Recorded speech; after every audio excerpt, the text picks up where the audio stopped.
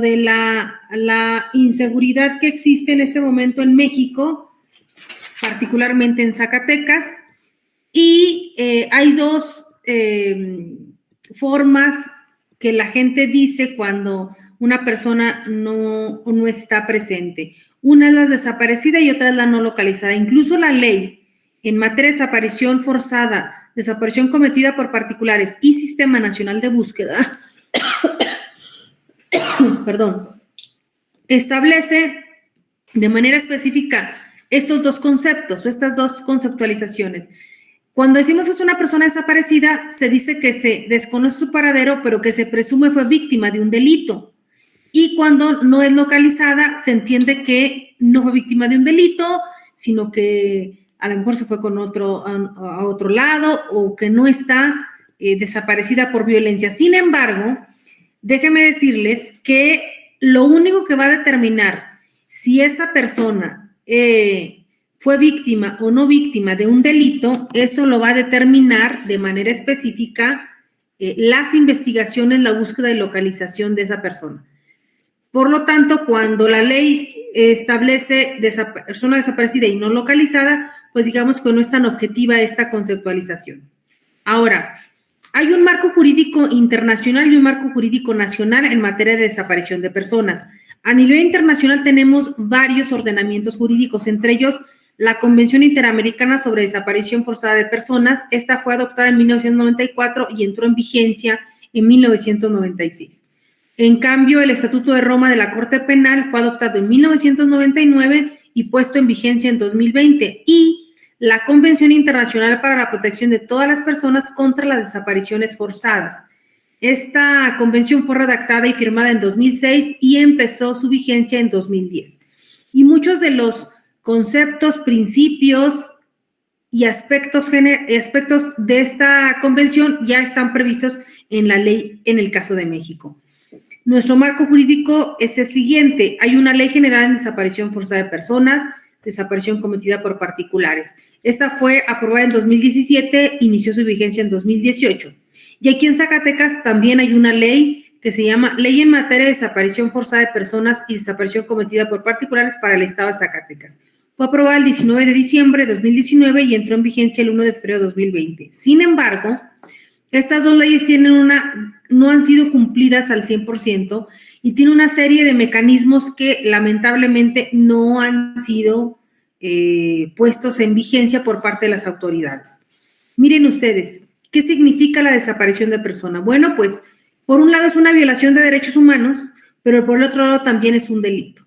Cuando hablamos de violación de derechos humanos, afecta el derecho a la vida, afecta el derecho a la integridad personal, afecta también el derecho al reconocimiento de su personalidad jurídica, el derecho a esa identidad, porque en muchas ocasiones, cuando las personas desaparecen, también tiene afectaciones directamente con su identidad, con su personalidad, porque, por ejemplo, si la familia no quiere declarar su ausencia, que tienen que hacer un juicio específico para señalar que la persona, pues, está ausente, es una declaración de ausencia que se hace ante el juez de lo familiar, y luego hay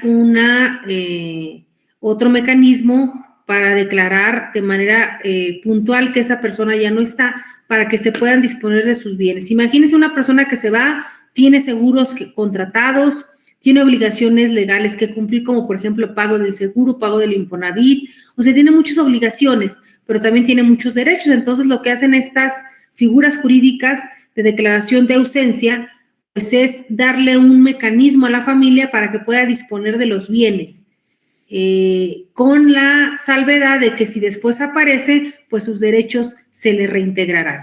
Entonces, como violación de derechos humanos, se violentan muchos derechos, pero uno importante que ha nacido a raíz del incremento de esta problemática es el derecho a ser buscado. Una persona que es desaparecida, sea por una autoridad o por un grupo del crimen organizado o por un particular, tiene igual medida derecho a ser buscado o buscada si es mujer. Eso es en tema de derechos humanos. En tema de delito hay dos tipos de delito: desaparición forzada y desaparición cometida por particulares. ¿Cuál es la diferencia? No sé si ya se las había dicho en alguna ocasión. ¿Cuál es la diferencia?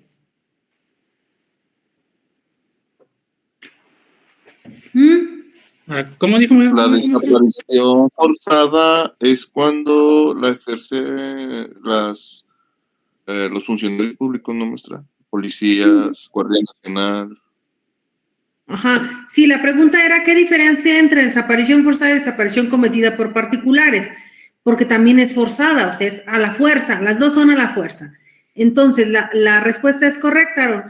Desaparición forzada, el término jurídico es cuando un agente del Estado comete la desaparición, puede ser un policía, puede ser un soldado, uno de la Marina, o bien cuando la persona es desaparecida con el permiso de la autoridad. Entonces, se considera que es desaparición forzada. Y desaparición cometida por particulares, cualquier grupo delictivo o grupo de personas o una persona en lo particular desaparece a otra. Ahora, cuando eres víctima de desaparición, se te puede afectar de diferente manera y se pueden cometer varios delitos en tu contra. Puede ser secuestro, pueden desaparecerte con fines de trata de personas, es decir, te desaparecen, por ejemplo, si eres joven y te obligan a trabajar en un grupo delictivo, ahí se llama trata de personas también, además de la desaparición. ¿Recuerdan a los que encontraron hace poco, a 15 personas que encontraron hace poco en Fresnillo? ¿Sí leyeron ese caso? Ay, perdón. ¿Sí lo leyeron? Sí, de la chava que la usaban para que les hiciera de comer y a los otros para trabajos forzados. Exacto, entonces ahí estamos ante una desaparición cometida por particulares, pero también estamos ante la trata de personas porque eran obligados a hacer trabajos forzados. También puedes ser víctima de homicidio, te desaparecen y después te asesinan. O si eres mujer, por razones de género, te asesinan y además a lo mejor te violentan sexualmente, te exhiben, o sea, muchas cuestiones que te hacen por el hecho de ser mujer. Otro tema importante es que te desaparecen con el ánimo solamente de privarte de tu libertad. Acuérdense, en el secuestro, ¿cuál es la característica fundamental del secuestro? Acuérdense. Fue la primera modalidad de secuestro que presentó Luis. ¿Cuál fue, Luis? ¿Dónde? En el caso del secuestro, usted presentó unas modalidades del secuestro. ¿Cuál fue la primera que usted dijo en esas modalidades? ¿El secuestro qué? ¿Con fines de extorsión? Extorsión. Es decir, el secuestro, el objetivo es que les den un recurso, o sea, sacar una ganancia económica. Ahora, en el caso de México, el secuestro, ¿cuál es la pena más alta? ¿Cuál es la punibilidad en el caso del secuestro? ¿Cuál creen ustedes? ¿Cuánto creen? Digo, no lo saben, pero ¿cuánto creen? 40, 50 años, maestro. No, fíjese que cuando se emitió la ley general en materia de para prevenir y sancionar los delitos en materia de secuestro, reglamentaria de la fracción 21 del artículo 73 de la Constitución, establece en el artículo 9 que al que prive de la libertad a otro se le aplicarán de 40 a 80 años de prisión si se trata para obtener para un tercero un rescate o un beneficio, o sea, económico, o un beneficio, la pena es de 40 a 80 años. Cuando los detienen con la amenaza de causarles algún daño para obligar a sus familiares a que realicen algún acto, por ejemplo, queremos que nos vendas tu casa y si no, secuestran al familiar y tienen que obligarlos a aceptar el trato, es la misma de 40 a 80. Cuando es secuestro express, que de un momento a otro te hacen creer o no te hacen creer, perdón, que te llevan y te quitan la libertad y el objetivo es extorsionarte. Pero hay otro tipo de secuestro, otra modalidad que la pena es de 50 a 90 años y otros que es de 50 a 100 años de prisión. En esta última modalidad se les aplica a aquellos autores que hayan sido integrantes de alguna institución de seguridad pública, de procuración o de administración de justicia de las Fuerzas Armadas Mexicanas y que pues cometan el delito de secuestro, porque además ellos se supone que tienen un entrenamiento para someter a las personas y entonces pues esto evidentemente es un agravante. Cuando un familiar tuyo o un amigo o que tengas una relación y él te secuestre, también la pena es de 50 a 100 años, porque lo que estás haciendo es que estás apoyándote de la relación de confianza, de la relación de amistad, del parentesco, de la relación laboral con la víctima, de una relación personal. Y entonces, pues, se sanciona más, con mayor pena. Y si a la víctima, cuando está en cautiverio, se le causa alguna lesión, se les causa tortura, y también cuando se le altera la salud o se le genera alguna enfermedad. Entonces, hasta 100 años, jóvenes, en el tema del secuestro, ¿eh? Ok. Bueno, avancemos. Entonces, los delitos por los que, además de la desaparición, pueden ser víctimas, secuestro, trata de personas, homicidio, feminicidio, privación ilegal de la libertad y tortura. Y en todos estos casos hay una obligación del Estado para investigar. La desaparición de personas tiene consecuencias graves, psíquicas y afectivas en los familiares o en las víctimas directas.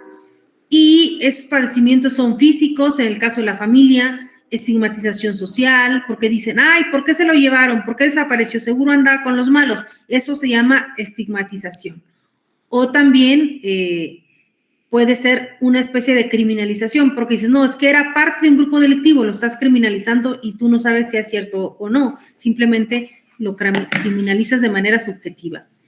Otra consecuencia en la familia es la pérdida de ingresos, de empleo y empobrecimiento.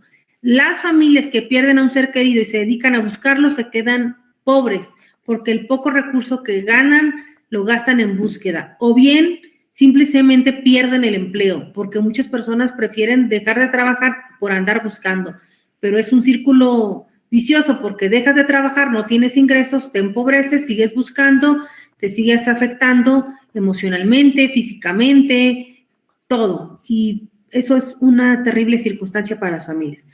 También hay un tema de desplazamiento forzado, porque en muchas ocasiones, si desaparecieron a un familiar, a veces te amenazan y te dicen, ¿sabes qué? Mejor me voy de esta comunidad o de esta colonia o de este municipio porque no sé que también me vaya a desaparecer a mis otros hijos, que es mucho lo que pasó en Jerez.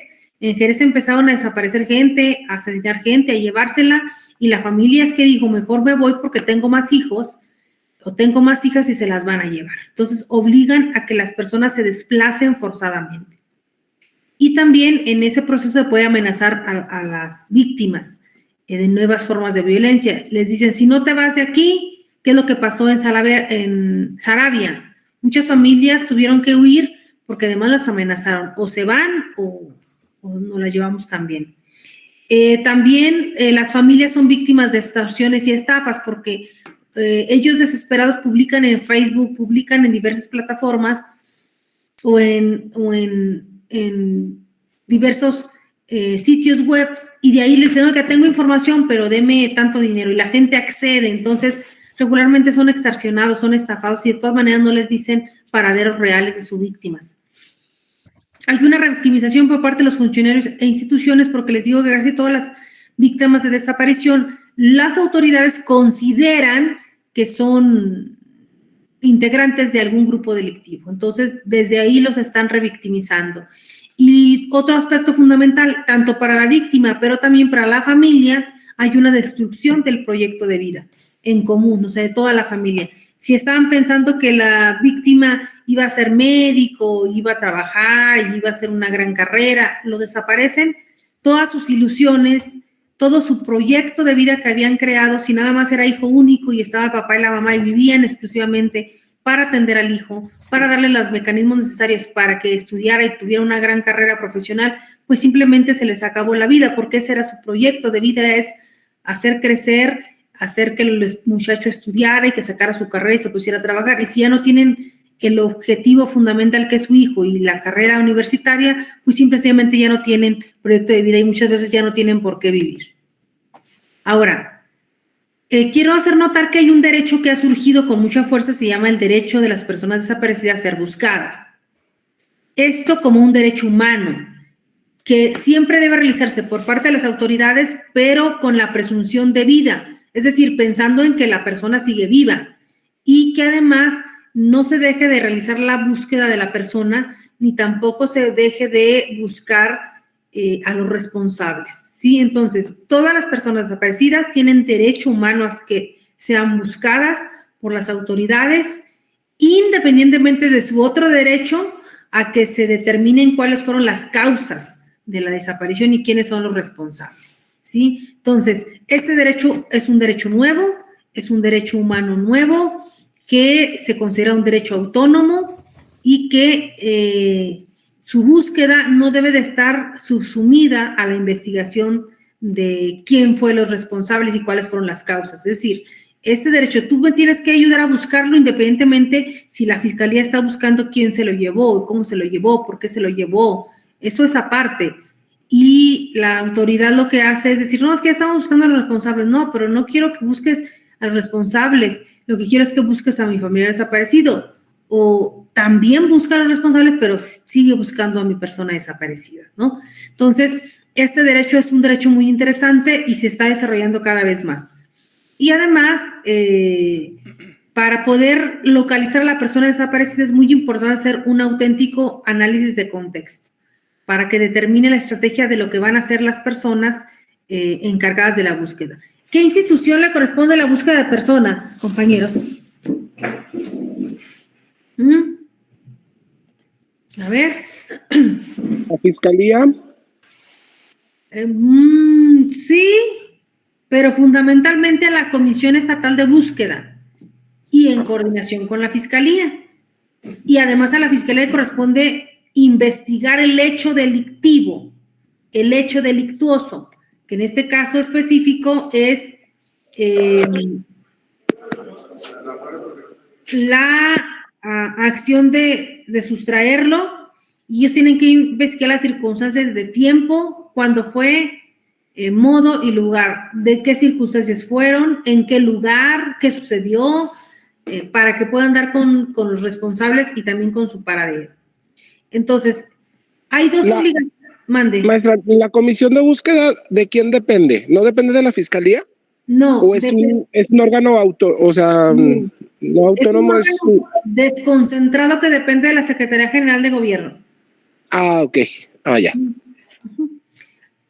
Entonces, tenemos en el tema de desaparición de personas varios derechos vulnerados y el fundamental es el derecho a ser buscado. O sea, tienen derecho a que los busquen. Y del otro lado tenemos la obligación del Estado precisamente de buscar las personas, y la otra obligación es de investigar los hechos para identificar a los responsables. Y ya les dije la circunstancia de tiempo, modo y lugar.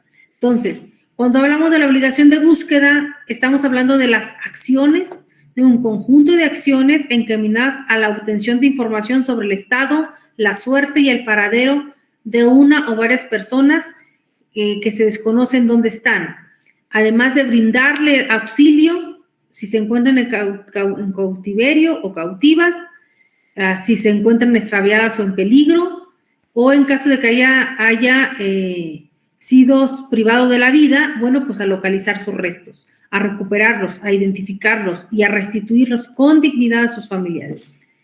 Hubo una líder de un grupo de personas desaparecidas del municipio de Fresnillo que me llegó a decir, yo aunque sea ya lo quiero encontrar, aunque sea muerto, pero ya encontrarlo, porque la incertidumbre, la zozobra, la angustia, la desesperación que siento no me deja ni respirar. Y no recuerdo si ella fue, pero una de esas primeras madres buscadoras en Fresnillo murió y no supo en dónde estaba su hijo, o sea, nunca se pudo localizar. Otra obligación del Estado es a descubrir la suerte y el paradero de la persona. ¿Y qué tiene que hacer en ese análisis de contexto?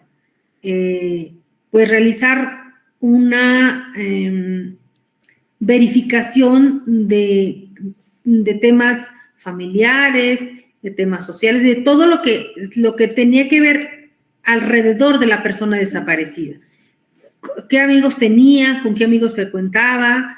Si tenía novia, si tenía novio, todos esos datos importantes. Ahora, la obligación de búsqueda de la persona desaparecida o no localizada tiene como objetivo, dijimos, descubrir la suerte y dar con el paradero de la persona.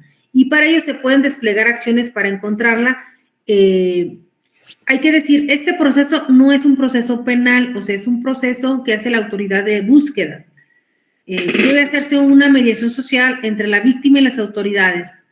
Debe haber una búsqueda de la verdad, de la memoria, de la no repetición y de la reparación. Y además, debe existir la pretensión de caracterizar la desaparición y sus efectos como un fenómeno social y cultural, identificando sus patrones con fines de prevención. Por ejemplo, si nos dicen, ¿sabes qué? Es que han desaparecido 20 jóvenes en los últimos 6 meses en Zacatecas, particularmente en el corredor Fresnillo, Enrique Estrada y Calera, entonces es un patrón.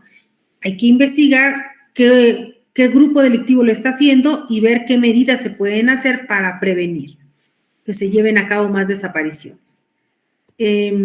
Ahora, la obligación de investigación, les decía yo, de la Fiscalía para saber cómo sucedieron los hechos, quién lo hizo, cuándo lo hizo, pues tiene que llevarse a cabo para tener como resultado la identificación del responsable y someterlo al juicio correspondiente.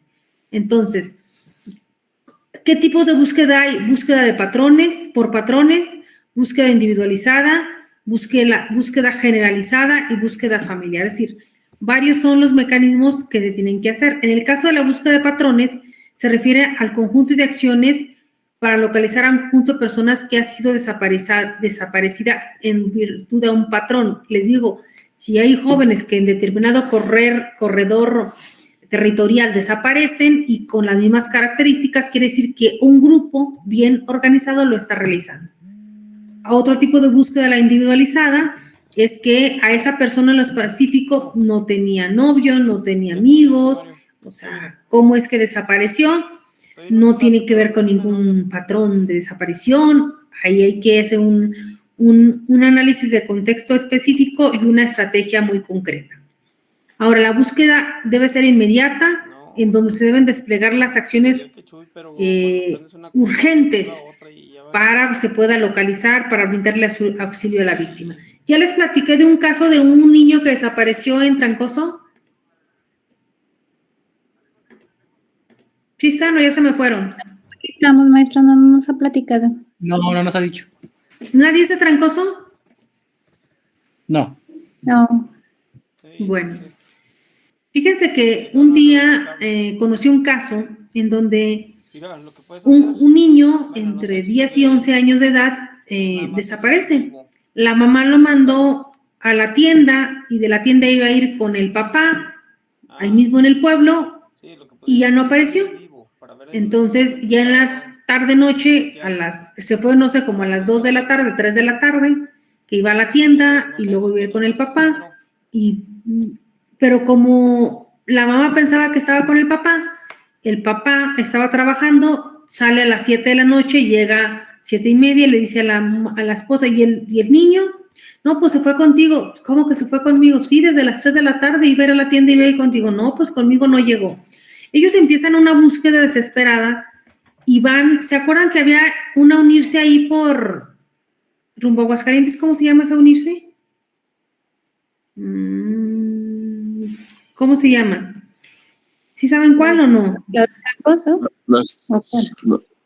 Las Arcinas, ¿no, maestra? Algo así. Las Arcinas. Ahí estaba ¿La de Cofío? No, la de las Arcinas. Para San Luis. Cerca de Trancoso. Arcina, allá. Ajá. Entonces, los papás van ahí y le dicen a los policías, ayúdenos a buscarlo. Los policías estatales y junto con los municipales empiezan a hacer la búsqueda y no lo encuentran. Y entonces, hacía poco tiempo que había regresado después de estar en prisión un muchacho joven que lo habían acusado por delitos sexuales y estaba ahí en la casa de un abuelito, o sea, no era su casa, estaba ahí de visita con la casa de un abuelo. Entonces, la mamá dice, es que a lo mejor él se lo llevó, vamos. Llegan ahí y le preguntan, oiga, es que no ha visto a mi niño, no. Y sale ese tipo y le dice, no, yo nunca lo he visto. ¿Cómo que no? Yo no lo he visto. Eso es como, no sé, a las 9, 10 de la noche. Ellos se vienen a la ministerial, en la ministerial le dicen, no, pues mañana empezamos la búsqueda, oiga, pues ahorita la ministerial no va, el Ministerio Público no va, llega hasta el otro día, 11, 12 del día, y para esa hora, cuando están empezando a hacer la búsqueda, llega el Ministerio Público a hacer una búsqueda, pero ya no hizo una búsqueda. Lo que hizo es dar fe de un cuerpo. A 3 casas de donde habían ido a buscarlo, encuentran el cuerpo del niño ahorcado y con signos de violencia sexual. Entonces, ahí las acciones de búsqueda aquí, que la autoridad no hizo búsqueda, pues, porque quien se le denunció fue a la fiscalía y ellos no hicieron nada. Quien sí fueron, por hacerle caso a los papás, fueron los policías, pero los policías no traen una orden de visita, una orden de cateo, ni una orden de nada, nomás fueron y preguntaron, y como el abuelo no les quiso dejar entrar y ese tipo nos dijo que no lo dejó entrar, pues simple y sencillamente no pudieron localizar al niño. ¿Y qué creen que dijo los resultados o que señalaron los resultados de la autopsia? ¿Qué creen? Que se había ahorcado nada más. El niño. No. ¿Qué creen, Aarón? Pues que era la persona con la que fueron en un inicio, ¿no? Sí, pero lo más grave es Pues que había violencia, ¿no? Que había sido violado, ¿o qué? sí, que había sido violado, que había sido ahorcado, y lo más triste y lo más grave es que el niño murió más tarde, o sea, lo fueron a buscar, no sé, a las 10 de la noche, y se dice que el niño murió a las 12 de la noche. O sea, cuando fueron los policías, el niño estaba allá adentro, vivo. Ándale, cuídate, desglosa a todos. Y lamentablemente murió, o sea, lo mató después. Dicen que seguramente se asustó porque la policía y todos fueron y pensó en matarlo y como si no se supiera nada. Pero si a lo mejor los policías hubieran entrado, lo hubieran encontrado, o sea, él hubiera, pero bueno, ya saben ustedes que el hubiera no existe. Ahí lo que detonó y lo que denotó fue una absoluta ineficiencia de la Fiscalía General de Justicia del Estado, porque no empezaron ninguna acción de búsqueda inmediata, acción de búsqueda urgente, inmediata. No se desplegaron las acciones tendientes a localizar y, de ser necesario, a brindar auxilio a la persona desaparecida. En este caso, si el Ministerio Público hubiera ido y obviamente pues llevaría las órdenes de cateo necesarias para verificar en un rango de casas, de negocios cercanos a la vivienda de la víctima, pues a lo mejor lo hubieran encontrado, pero no hicieron nada hicieron, y la pobre niña, el pobre niño, la pobre víctima lo mataron en un horario posterior a que los papás lo andaban buscando. Bueno, hay otro tipo de búsqueda, es la generalizada, que son acciones tendientes a recopilar, a generar y concentrar información homogénea sobre escenarios de búsqueda y cotejo masivo y rutinario, y esto lo pueden encontrar, por ejemplo, en el Registro Nacional de Personas Desaparecidas y No Localizadas. Eso es muy importante cuando haces una sistematización de la información. Y bueno, búsqueda de familiares es la que hace regularmente con el ánimo del contacto entre una familia o más de sus integrantes y que posteriormente son localizados. Por ejemplo, cuando están extraviados, cuando están en compa. Hace poco una persona estaba deambulando por Sainalto, lo detiene la policía municipal y resulta que era una persona desaparecida en otro municipio de otro estado y bueno, lo reportaron y sí pudieron hacer posible que la persona fuera localizada. Entonces, estos son los tipos de búsqueda y las instituciones que deben participar es la Fiscalía General de Justicia, la local, las instituciones policíacas, la Comisión Nacional de Búsqueda y la Comisión Local de Búsqueda. Y lo que se necesita es que inmediatamente den respuesta sobre el paradero, ubicación de la víctima, se le brinde los auxilios necesarios, se localice, recupere, identifique y restituya pues, los restos a sus familiares y esto se haga con dignidad. Entonces, este es el tema general, el tema de desaparecidos. Quería comentárselos porque hay una guía muy interesante del análisis de contexto. Si quieren, ahorita se las comparto al grupo. Es un documento muy, muy bueno porque ahí se establecen las herramientas necesarias para hacer un análisis del contexto de personas desaparecidas.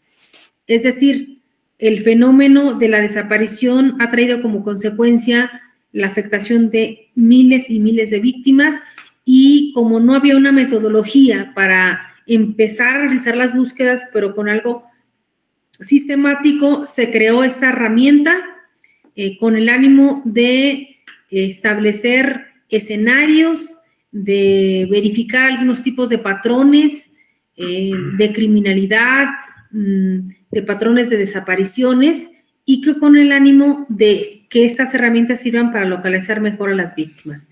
Esas técnicas lo que buscan es la recopilación, la producción y el procesamiento sistemático de la información con el ánimo de identificar patrones de desaparición, causas y circunstancias, patrones de criminalidad, modus operandi de grupos, de estructuras criminales o de delincuentes individuales y el objetivo fundamental es producir hipótesis de localización, estrategias de búsqueda.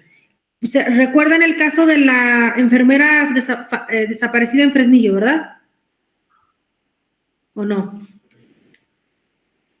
No, maestra, a ver, cuéntenos eso. No. Sí, la jovencita que hizo un examen para entrar al Seguro Social y que vino a Zacatecas y la desaparecieron. Sí, es una enfermera Brillet, ¿no? Algo así que es muy sonada Brigitte. todavía. Brigitte, ese. A ver, déjense los platico, porque creo que no lo hemos comentado. La jovencita es enfermera en el Hospital General de Fresnillo, es una chica joven, 22 años creo. Lo que hace es que ella presenta examen para el seguro, porque en el seguro tienen mejores prestaciones que en el hospital general, en el sistema de salud estatal, tiene menos prestaciones o un poco más abajo que las del Seguro Social. Ella presenta examen y pasa el examen, entonces la convocan aquí a Zacatecas Capital a hacer un curso de inducción. Y en ese curso de inducción, pues le van a enseñar algunas cosas, protocolos ya del seguro. Se viene a hacer el curso, los papás la traen con un familiar de ellos, con un tío o una tía, y a la muchacha se va a hacer sus cursos en la mañana y en la tarde llega a descansar con los tíos. Pero un día le manda a decir la mamá, mamá, voy a salir con unas amigas a tomar algo, ya salimos del curso. La mamá le dice, sí, adelante. Y le manda una foto de dónde está, del bar donde está, le manda una foto de, mamá, ya llegamos al bar, tal, así queda. Eso es, no sé, a las 9 de la noche, se pasan 10, 11, 12, 1, 2, 3 de la mañana y nunca llega, ni nunca le manda una foto a la mamá, ni le manda a decir ya llegué ni nada. La mamá se asusta y en la mañana viene, va con los familiares y dice, no, es que nunca llegó a dormir. Ok. Entonces, ella va y lo denuncia inmediatamente a la fiscalía y lo que les enseña es la foto del bar. Entonces, lo que hacen los ministeriales es analizar el contexto, dice, a ver, ¿dónde es esto? Revisan la fotografía e identifican claramente cuál es el bar. Es un bar del centro de la ciudad de Zacatecas. Van al bar y le dicen, ¿sabes qué? Préstanos tus imágenes. Y en las imágenes se ve claramente que ella estaba ahí, pero no estaba con amigas, estaba con un varón, un muchacho, que al parecer era médico, y lo identifican, era un médico titulado y que trabajaba ya en el Seguro Social, pero se observa cómo la chica está con él y los dos salen y se suben al vehículo de manera no obligada, aparentemente, sino normal, se suben al vehículo del joven. Este joven doctor va a su vehículo y se lo lleva hasta a un fraccionamiento que está acá por rumbo al siglo XXI. Entra el vehículo a ese fraccionamiento, se queda ahí grabado en el C5 de las cámaras. Después ese vehículo sale en la madrugada, después sale, va a algún lugar y regresa. Cuando van a hacer el cateo, lo que sí encuentran es que está todo muy limpio en el departamento de esta persona y le decomisan el teléfono y encuentran una fotografía donde la muchacha yace desvanecida en una cama, sobre una cobija o sobre una colcha, y después esa colcha la encuentran en el vehículo en la parte trasera del vehículo. Y a partir de ahí no se encuentra nada más. Incluso hacen búsqueda de ese fraccionamiento hasta Jerez, Malpaso, hacen búsqueda en varias colonias, hacen búsqueda en todos lados, en vida, y también tratan de hacer búsqueda como si ya hubiera fallecido. ¿Y qué creen? Como decía alguien que contestó, no sé si era Alfredo, nunca la encuentran. ¿Por qué? Bueno, no han podido localizarla. Entonces, ahí al joven lo detuvieron. ¿Por qué? ¿Qué delito creen que lo detuvieron? ¿Por Secuestro. homicidio? Mm, ¿Homicidio? homicidio Pero o no han podido comprobar que la mató, o sea, fue secuestro más bien. ¿Por feminicidio? A ver, Presunción, ¿de qué? presunción de secuestro, homicidio. No, es por desaparición cometida por particulares. Este Sí. delito del que estamos hablando.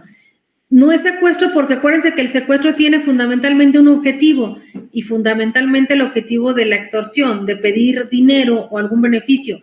En este caso es delito de desaparición cometida por particulares. No se le pudo acusar de feminicidio. ¿Ustedes creen que la mató? Sí. ¿O no? Yo digo que Ok. sí.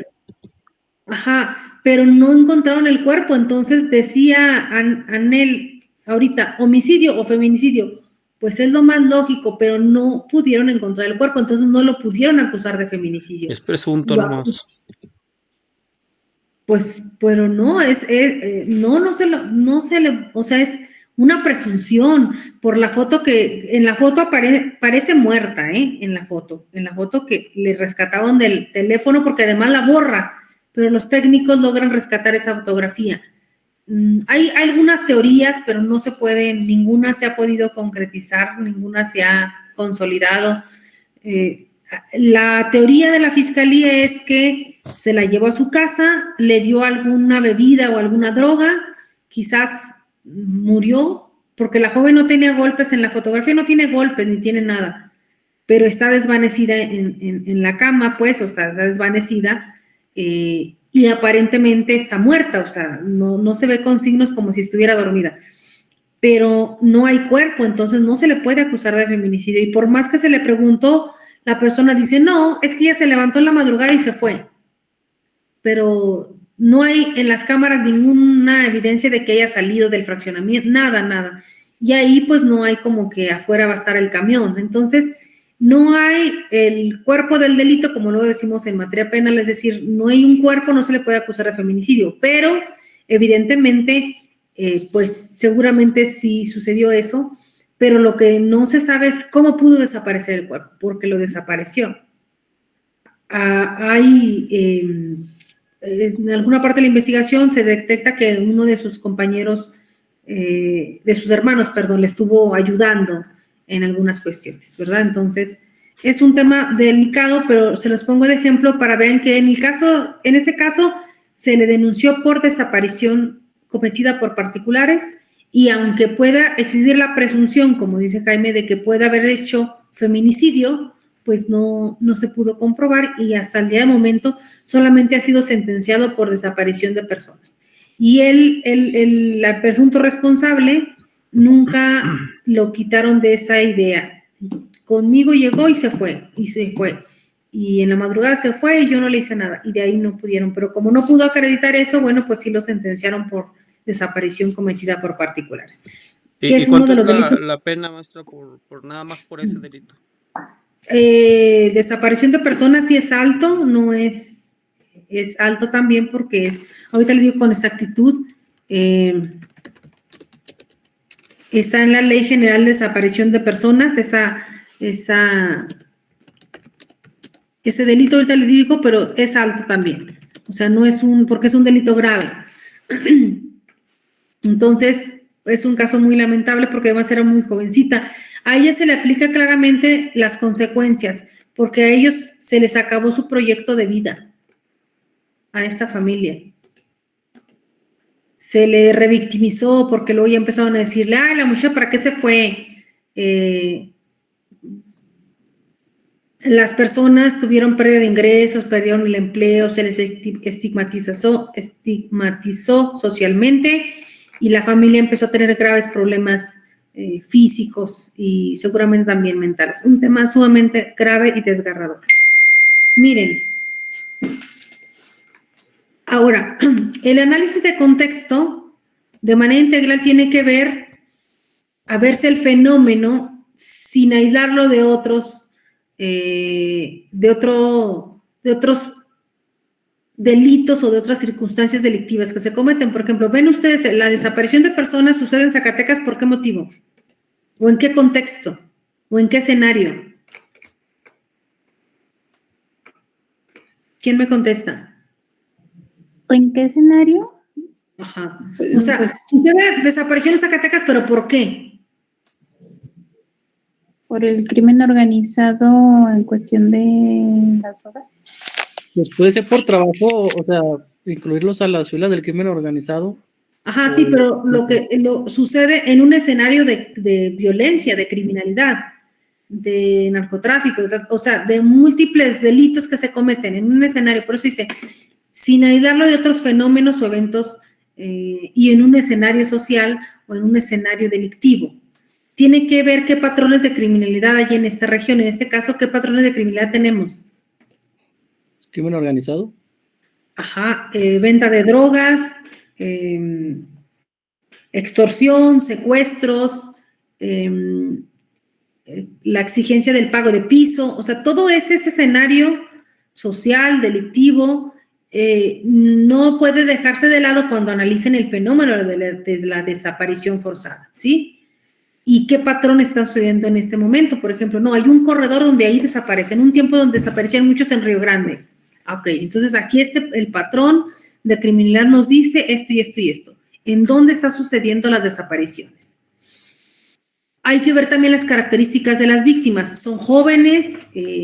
¿A qué se dedicaban? A lo mejor trabajaban en la mina y pasaban todos los días por ahí, o a lo mejor son gente joven que los van a utilizar para prepararlos para que sean sicarios, no lo sé, o sea, las características de las víctimas. O a lo mejor eran mujeres que las están desapareciendo con fines de trata de personas, de explotación sexual, son jovencitas o mujeres muy jovencitas, y también se tienen que analizar las condiciones de riesgo para la víctima y también para las personas buscadoras. O sea, tienen que hacerse un análisis integral cuando se trata de desaparición de personas. Y todo esto, ¿con qué objetivo? Con el objetivo de lograr el paradero de la persona desaparecida, pero sin poner en riesgo a las personas que buscan, es decir, a la mamá, al papá, a los hermanos, a los tíos que son los que están buscándola, ¿no? Entonces, es un tema complicado. Yo lo que quería era mostrarles algunos conceptos generales del tema y decirles y compartirles este material para que quien tenga tiempo, pues lo pueda leer. Estoy buscando a Fabián la pena de cuánto es desaparición forzada. Se impondrá una pena de 40 a 60 años de prisión en desaparición forzada. Fabián. Sí, oiga, maestra, en dado caso de que se comprobara, ¿la pena cambia o se le anexa? Al señor no, se le procesa por otro delito. Se anexa, o sea, porque la desaparición, o sea, él fue el autor material de la desaparición, o sea, él se la llevó, pero aparte cometió otro delito, privación de la vida por ser mujer o algo, y entonces ya es feminicidio, entonces serían dos delitos. Aquel delito ya lo procesaron, pues ahora sería que lo procesaran por el otro delito. O sea que si en el transcurso del tiempo se llega a comprobar o se encontrar el cuerpo y entonces pues se le va anexando, ¿no? Mientras esté ahí. Sí, otro delito. O si encuentran que además de eso, no sé, la torturó o algo más, pues se le van agregando delitos y luego ya el juez al momento de dictar la sentencia, pues se le irán acumulando penas, ¿verdad? Entonces, le dije de 40 a 60 años. Y en el caso de la desaparición cometida por particulares, la pena es de 10 a 20 años de prisión. Se impondrá de 10 a 20 años. Pues se me hace poquitos años, pero bueno, ¿verdad? ¿Cuánto dijimos del secuestro? Ya se les olvidó. ¿Cuánto? 50 años, ¿no? No. De 40 a 80, maestra. 40 a 80. De 40 a 80 y había uno de 40 a 100 años. La más alta es a 100 años. Si es conocido o algo así.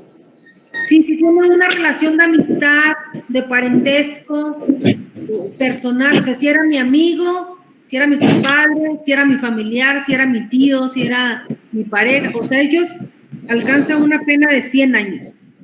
Entonces, imagínate usted. Ahí me recuerda la canción de Bronco. ¿Qué canción? La de Laila. Y yo que me la llevé al río. No se crea, ya chiste. No, porque no la sabemos, discúlpenos.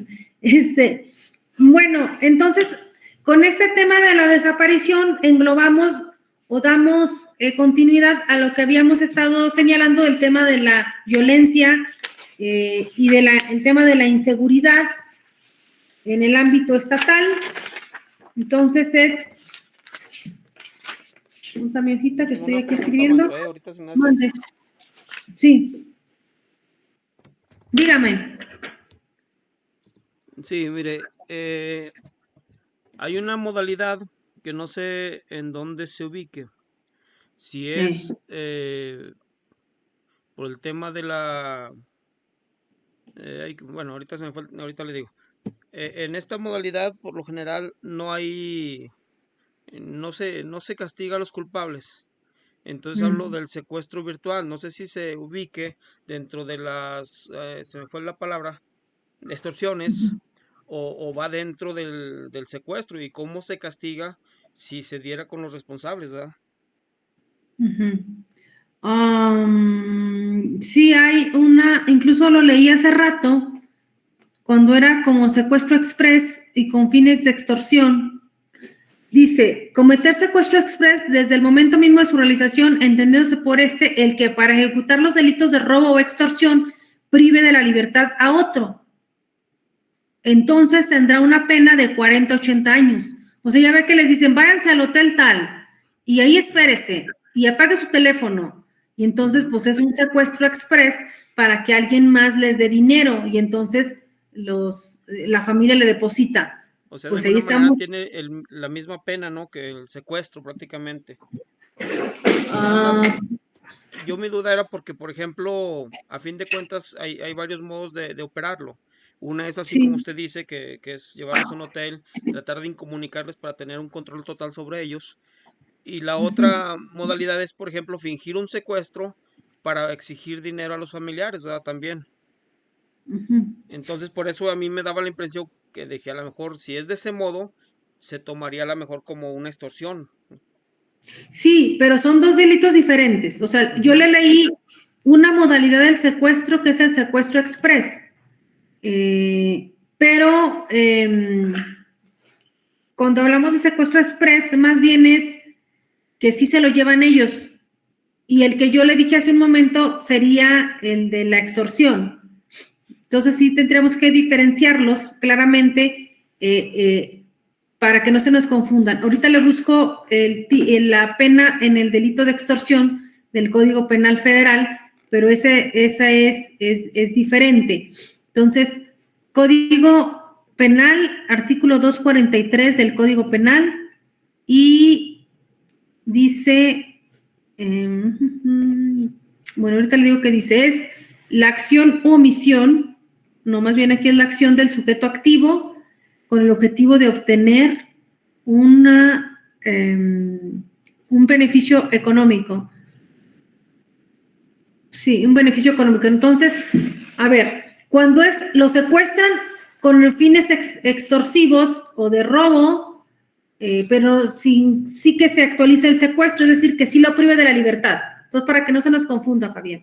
Si va y lo secuestran, aunque sea por unas horas, pero con el objetivo de obtener la extorsión o de obtener el robo, es secuestro. Entonces, la característica fundamental del secuestro es la privación de la libertad, o sea, que se lo llevan. Y en la extorsión es el que decíamos por teléfono, que le dicen, vete y enciérrate en un hotel y, o sea, no van ni lo privan de la libertad. Él se autopriva de la libertad, pero porque lo están extorsionando. ¿Sí? Ya para que nos quede claro. Muy bien, maestro. Uh-huh. Que igual los dos son igual de feos porque la sensación para la víctima es igual de tenebrosa, igual de terrible. Sí, entonces, déjeme se lo localizo. A ver, aquí está. Al que sin derecho, justicia, el delito de extorsión. Dice Código Penal Federal, delitos contra las personas. Dice, al que sin derecho obliga a otro a dar, hacer, dejar de hacer o tolerar algo para obtener un lucro para sí o para otro, o causando algún perjuicio patrimonial. Se sancionará, no, pero aquí está muy poquito, dice de 1 a 4 años de prisión, se me hace muy poquito. Bueno, se lo busco y se lo tengo con toda precisión, pero lo que le quiero decir es que es diferente al secuestro. El secuestro tiene que privarlo de la libertad, es llevárselo, aunque sea por unos momentos, por un tiempo corto, por un tiempo prolongado, y el objetivo es obtener un recurso, obtener un beneficio económico. Bueno, con esto hacemos pues, vamos cerrando el panorama general en materia de inseguridad internacional, nacional, estatal. Esperemos si la próxima clase estén presentes los compañeros para ver lo del municipal y lo de violencia intrafamiliar, para ya enfocarnos al otro tema que dijimos que cuál era, el tema de salud, ¿no? Sí, maestra. Sí, bueno. Sí, Y así va. Ok, bueno, entonces nos vemos pues, concluiremos pues el día de hoy con esto, no sin antes recordarles que necesito que me manden sus ensayos de sus exposiciones, pero ya creados, no la exposición ya la vimos, es un ensayo, acuérdense, introducción, desarrollo y conclusiones, por favor. ¿Sí? Está bien, maestro. Ok, muy bien. ¿Alguna otra pregunta para cerrar clase? ¿No, Ariadna? ¿No? Luis, bueno. Entonces, ok, entonces cerramos pues la sesión del día de hoy. Ahorita, Ariadna, ahorita habilito en la plataforma los espacios para que suban, por si nos pregunta la maestra Susana, pues ahí están nuestros trabajos. Ariadna, ¿quería hablar algo? Maestra, sí quería preguntar, ahorita que dijo de los ensayos, quería preguntarle, ¿el ensayo será de nuestro tema en específico, verdad, solamente? Sí, no vamos a hacer un tema, bueno, el ensayo de cada bueno, uno. Si quiere hacer uno de cada uno, pues mejor porque se aprende mucho, ¿verdad? Pero si no, nada más el que le tocó. ¿Ok? Muy bien. Ándeles, entonces, espero sus ensayos. Buenas tardes a todos. Buenas tardes. Ándele, hasta luego. Bye.